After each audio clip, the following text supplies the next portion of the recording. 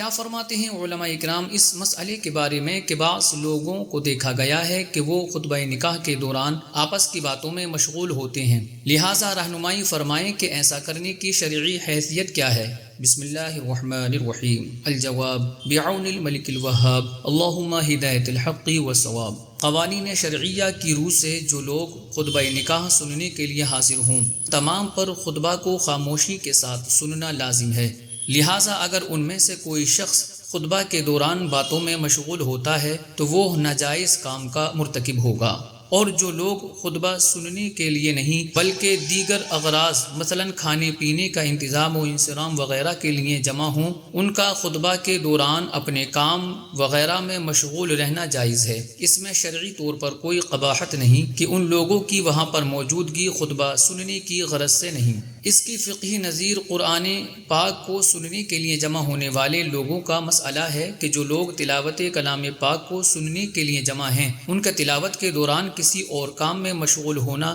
ناجائز ہے۔ البتہ جو لوگ اس غرض سے جمع نہیں ہیں بلکہ دیگر اغراض کے لیے جمع ہیں، وہ اگر کسی دوسرے کام میں مشغول ہو جائیں تو ان کے لیے ایسا کرنا جائز ہے۔ حنفی شارح حدیث بدر الدین محمود بن احمد بن موسیٰ عینی رحمۃ اللہ تعالی علیہ، جن کا سال وفات 855 ہجری ہے، یہ عمدۃ القاری میں نقل فرماتے ہیں کہ خطبہ نکاح، خطبہ ختم القرآن اور دیگر تمام خطبوں کو خاموشی کے ساتھ سننا واجب ہے۔ حنفی فقیہ محمد بن علی علاء الدین حصفکی رحمۃ اللہ تعالی علیہ، جن کا سال وفات 1088 ہجری ہے، یہ در مختار میں لکھتے ہیں کہ خطبہ نکاح اور خطبہ عید وغیرہ تمام خطبوں کو سننا واجب ہے۔ مجدد اعظم امام اہل سنت مولانا شاہ امام احمد رضا خان رحمۃ اللہ تعالی علیہ فرماتے ہیں فتاوی رضویہ میں کہ کتب دینیہ میں تصریح ہے کہ ہر خطبہ حتیٰ کہ خطبہ نکاح و خطبہ ختم قرآن کا سننا بھی فرض ہے، اور ان میں غل کرنا حرام،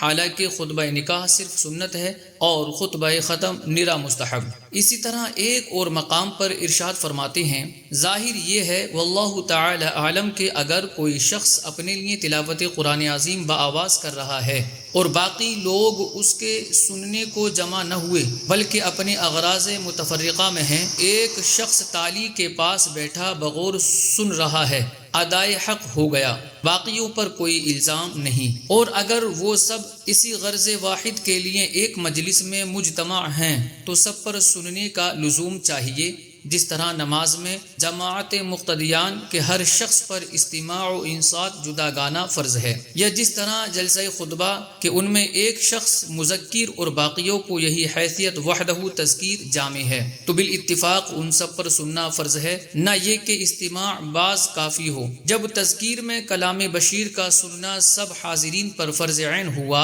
کلام الہی کا استماع بدرجہ اولا۔ واللہ اعلم تبارک و تعالی ورسولہ اعلم، صلی اللہ تعالی علیہ وآلہ وسلم۔